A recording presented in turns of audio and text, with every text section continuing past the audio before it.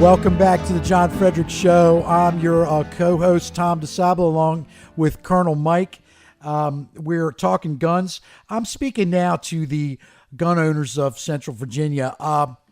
Guys, the other day, I live on a dead-end street up in Charles County, Maryland, and we've got a gun range that's right across the road from me. It's not even a half a mile away. So all day long, I'm hearing pow, pow, pow, pow, pow, pow, pow, pow, pow. And I got to tell you something. It's a comforting sound. It comforts me because it's good feeling for me to know that there's armed people around. I like it. I like having armed people around. So like I'm walking my dog down the end of the street. Good people of Virginia, gun owners of Virginia. I'm walking my dog down the street, and we got a lady at the end of the street, call her the goat lady. She's got a couple of goats out there. So my dog runs and chases her goats up onto her front porch, and then I'm shocked, and my dog squats right on her front walk. Do you know what I cleaned up off of her front walk? A steaming, mounded, stinking pile of NRA. Ladies and gentlemen, I'm going to tell you right now, I'm just going to tell you like it is, and you can bank this. The money you send to the NRA, you might as well burn it. You'll be doing just as well to send a check directly to the Bureau of Alcohol, Tobacco, and Firearms. Might as well just write them a check, okay? Because that's how much good it's doing. The NRA writes gun control laws. They've been in on gun control for 80 years. They bragged about it. They're proud of it. They gave left-wing anti-gun Nevada Senator Harry Reid almost $5,000 in 2010. They're giving money to the people that are trying to take your gun rights away. So I'm telling you right now, the NRA is a waste of your time and money. I know you might have been giving them the money for 20, 30 years. I know. And I'm sorry. I'm sorry to have to be the one to tell you, but they are wasting your money. All they do with your money is come back to you for more money. That's what it did when I gave them money. They came back to me. They just wanted more. They were sending me letters. They spent my money trying to get more money out of me. You want to know who is fighting for your gun rights? Who's getting something done? I'll tell you who. The National Association for Gun Rights. That's who's fighting for your rights. Okay? You could take half the money you're giving to the NRA and give it to these guys, and you'll get a lot more bang for your buck. I'm now going to bring on our last guest, Zach Lautenschlager from the National Association for Gun Rights. Zach, are you with us? I am. Hello, Tom. How are you? I'm very good, very good. Was I too tough on the NRA? Well, I'm an NRA member as well, and there certainly are a lot of NRA members that support the right to keep and bear arms as we do. I have a difference of opinion with the NRA leadership, and that's why the National Association for Gun Rights, part of why it exists. We have over 4 million members and supporters nationwide, and we support the right to keep and bear arms without compromise. So that's the difference. You don't compromise. You don't write gun control legislation. That's correct. We don't compromise. We have a very robust federal program, as well as programs in all 50 states, and that is what we do. So tell us about some of your successes, so that good people of Virginia can understand what you're doing. Sure. Well, one of the successes in Virginia that we are most excited about was the defeat of Eric Cantor. Now, that was 2 years ago. And no one is saying that, none of us are saying that we can just take 100% credit for that. Clearly, the voters in and around Richmond decided that they were tired of Cantor's shenanigans. But part of the reason they were tired of him is because the National Association for Gun Rights called Cantor out for his support for gun control again and again and again, and including at election time. But that's just for starters. The National Association for Gun Rights has championed constitutional carry for over a decade now. That's legislation that simply recognizes that you do not need a permit in order to exercise your right to bear arms. And if you do have to go down and get a permit, beg government bureaucrats for permission before you can carry your handgun for self-defense, you don't have a Second Amendment. There's no such thing as a quote-unquote right to carry permit. That is an oxymoron. And so this has been our top legislative priority on the state level. And in the 13-month period, we're just coming off of that. But over the last little more than a year, we have passed constitutional carry in 5 states. That takes us up to 9 states total now that recognize the right to keep their arms, including Maine, Kansas, Mississippi, Idaho, and West Virginia. And so those are the 5 states that have just passed it. So you can see there's a wide spread all across America. We're looking at Missouri has also passed it through both chambers, and House and Senate. And the governor vetoed. He's a Democrat. We'll have our override session here in just a few weeks, and we'll see. We could add 10. It's looking like we do have the votes, but you never know. So that's one of our legislative priorities, and we are very confident that over the next decade or so, you will see this sweep the nation, thanks to gun owners and gun rights supporters who have been working this for the last 20 years. It's been a big part of my professional career. Well, so we're just so excited to see that go. Have you not had to overcome opposition from NRA-supported Democrats in some states? Oh, absolutely. Yes. Now the NRA openly says that they support the incumbent, but that's not a smart political position from our perspective. And so in many cases they do support both Democrats and Republicans who are not pro-gun. And very frequently we have seen those legislators who claim to be pro-gun oppose gun rights on numerous fronts, including constitutional carry, and have had to overcome that. But it's more about the gun rights supporters who take a stand and say, no, we're not going to accept that. We are going to hold our elected representatives accountable and cause political pain if gun rights are not supported. It's funny because I was sitting here thinking about how can I shoe in some talk about political pain, and there you go, immediately talking about it. I think that, maybe some of our listeners have to understand that having a seat at the table and getting people to be able to take your calls and being able to sit down and have lunch with people, this is not how you defend your rights. If you're not politically feared, then you're not politically respected. Isn't that right, Zach? That's correct. And that is the way America has always worked.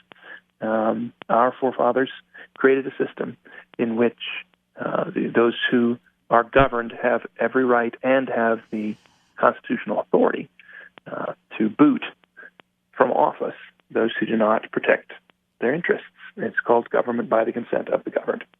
And this very simple principle means that if we do not appreciate what our elected officials are doing, we still have the ability to change that. And at the National Association for Gun Rights, that's what we do on a daily basis. We just finished the late summer primary cycle. Well, we're just finishing it. It wraps in Arizona and Florida on August 30th. And in state after state after state, you can walk into the Capitol and say the name National Association for Gun Rights, and you will hear stories about how painful it was to oppose gun rights. You go down to Mississippi and talk to the guys who opposed constitutional carry last cycle, met the voters head on, and if no one's out telling the voters, look, this is how this guy voted. Shoot, we're all busy. We have lives. We have kids to take to soccer, and we've got dinner to put on the table. And so someone has to be there to remind them this is the voting record, and that's what we do. Got to connect the election season to the legislative season, right? Correct. That's right.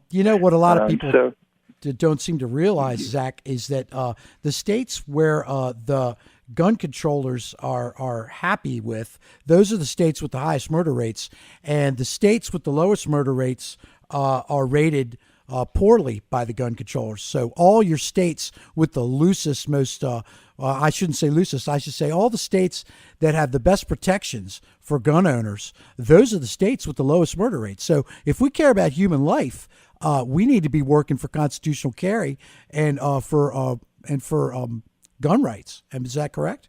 That's correct. Well, and our vision goes beyond the state level. Now, obviously, if you look, it's easy to see that most people live under gun control that is passed by the states. Most of the gun control most gun owners have to put up with and are hurt by is passed by the states. Hey Zach, I want to bust in a minute. This is Colonel Mike. Zach, you there? Yes, I am. Yeah. Hello, Mike. How long? Hey, nice to have you on the show. Let me ask you, how long you guys been in operation? National Association for Gun Rights was formed in the late 90s, and we became active in about 2005. There was about 10 years there where there was a little bit done. 2005, the National Association for Gun Rights took the lead in opposing the UN Small Arms Treaty. I've seen that logo that you guys have with the gun wrapped around, and Rand Paul's with you guys too. Let me ask you this, Zach.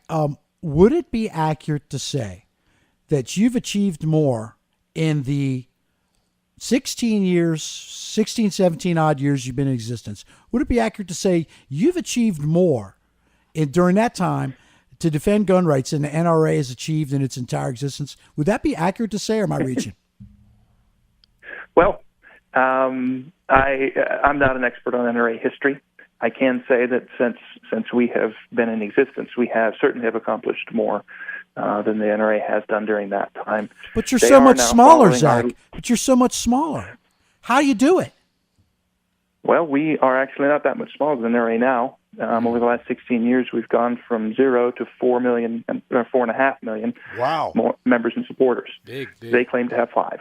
So would you say that the gun owners' investment in protecting their rights, if they only had a limited amount of funds, I mean, obviously, you're trying to be even-handed here and professional, and I appreciate that, Zach. I really do.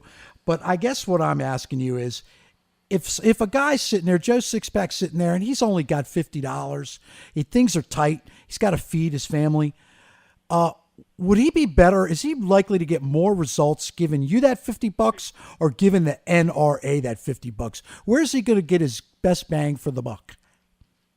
No pun intended. I believe we will give him the best bang for the buck. It's an historical fact. That is an historical fact. But let me tell you a little bit about what we're doing on the federal level as well. We have a very robust federal program. We have an office in D.C. and staff there. I lead our federal why don't team. you tell us where your office is and your website while you're at it? Go ahead. All right. I'd be glad to do so. For those who are interested in joining, you can go to nagr.org, nagr.org, and you can join us there. We maintain offices in D.C., in Fredericksburg, Virginia, and in Windsor, Colorado, which is just a little north of the Denver airport. We focus on a centrally located office because that enables us to get to any part of the U.S. Very rapidly.